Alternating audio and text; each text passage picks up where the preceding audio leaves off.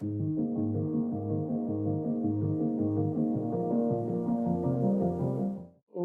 my name is Devann Gardner, and I'm the gallery manager here with the Arts Council of York County, and I'm having a sit-down talk with our artist of our current exhibiting show, A Decade's Odyssey, with Hans Petersen. How are you today?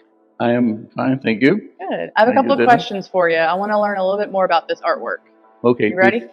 I'm ready. Okay. First of all, I would like to thank York County's Dalton Gallery for selecting me for this solo show. And especially Devann for picking some of the last 10 years of my better paintings and mounting an absolutely great show. It's wonderful to see it on the wall, especially these big paintings. Thank you so much, Devann. Of course, thank you. There was so many to choose from that it was really hard for me to pick some of the best ones. Right. I tried to pick the ones that had the best conversation with each other, so I think it was a great team effort to put on this show. So, like I said, the name of the show is called A Decade's Odyssey, an odyssey implying a journey. So I was hoping that you could tell us or expand a little bit more about your journey and how your journey has expanded throughout this artwork. Well, the journey is the last 10 years of my paintings. And Picasso and some of the other great painters, they had 10 years, they painted the same thing. And then they had another 10 years, they changed. I'm come to the age, I only have a couple of months for each series. Then I have to go on and make another series. Mm-hmm. But I do paint series of paintings because the galleries I'm in all want a series of paintings. They don't want just one painting and another painting.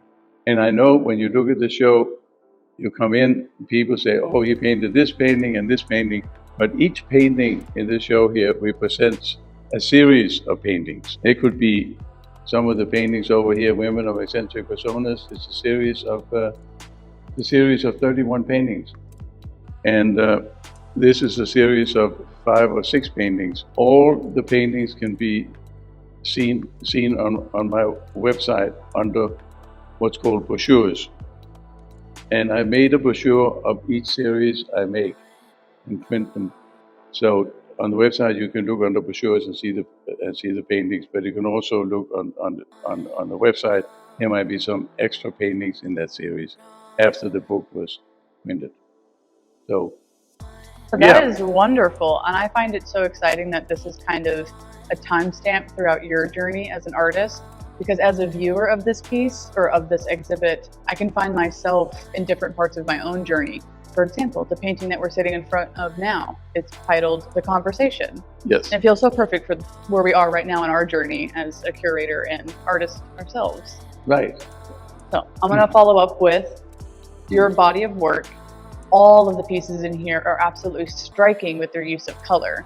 I wanted to know if you had a natural affinity towards color or form or something particular in your paintings.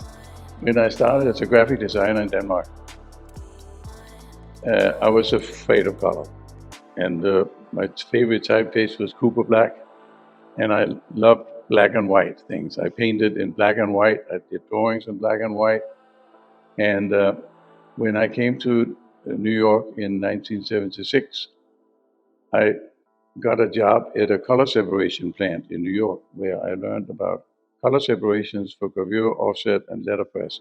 And I was teaching color and printing methods at night to School of Visual Arts. And that's why I got a really good understanding on what color was and how you do color. And so I ventured into color, and now the older I get, I think I've become more and more of a colorist. Yeah. Now I noticed when I was labeling these pieces that each one of these paintings have their own name, like Josephine, right? Yeah. I wanted to know if each one of these beautiful ladies each have their own personality as well, and what inspired this series. What inspired the series was actually a friend of mine, Kelly Clare, who I've known for a long time, came up with the title. I painted one painting. He said, these are paintings of women of eccentric personas. And he wrote a long story about it. And I said, that's interesting. This is a platform for me to do some really fun, large, abstract, colorful paintings. And we all know that most women and men have different personalities. So some of these personalities on the paintings are pretty strange, but some of them are. The two that sold first was the more normal, more pretty kind of paintings. But there were some more gritty, a lot of more gritty paintings. As I said, there are 30. There's 31 in the series, and they're all on the website. Well, I want to follow that up with this idea of your series as a whole. When do you know when a series is finished? What is the marking of a start or a stopping point of each series? And like you said, there's 31 of them in the eccentric personas. Right. Is it ever really finished? Probably not. It's like when is a painting finished? That's also, as you know, the conundrum of the artist. Question. It's another problem. It's finished when you have too many, and you're not selling them. You got nowhere to store them. And right? you know where to store them. That's fair enough. How has your time since being here in Rock Hill or working with the Arts Council impacted your artistry? It impacted me a lot because I read a couple of years ago an article and said, if you want to do your art, even though I'm represented by 5 galleries almost nationwide, they said, get in touch with your local community. And that's why Bob and I, came down, my wife and I came down here and saw this gallery and talked to the previous director and start talking and realized this is such a beautiful place here in Rock Hill. And then we applied for this show, and we're so grateful that we did this. Yeah, it really is amazing when people find us that enter into like our shows. And like you said, one year you didn't get in, but then the following year you won first place. Yeah. And then another year later you have your own solo exhibit. So it's amazing what you do just by exploring downtown. Because of your large inventory of paintings, and you talked about painting multiple per month or multiple per year, do you ever get artist block? You have a hard time coming up with all these paintings?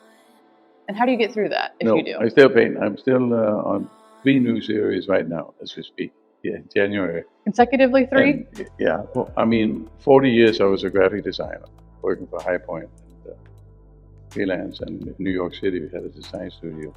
So to me, it's every client always wanted 3 different layouts. And that's still in my mind, that I paint something and then I want to do something different. Yeah. A lot of painters do paint the same thing over and over and over again. And I don't think we could say that for you. Every single one in this room is different than the last one. Right, and they do that, and they're successful doing it. But I still haven't found.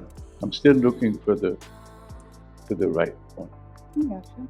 Still looking for it. Is there anything else you'd like to add or like us to know?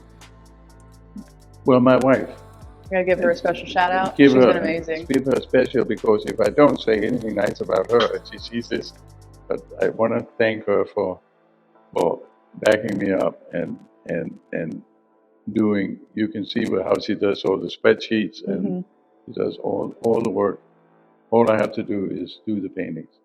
I'm glad you gave Barbara a shout out. She's been wonderful to work with. It's been a great opportunity to work with both of you on this show, both with the art and with all of the stuff that goes behind the installation of the artwork as well. And I want to say thank you all for coming to check out A Decade's Odyssey by Hans Petersen. Thank you, Devann. Thank you.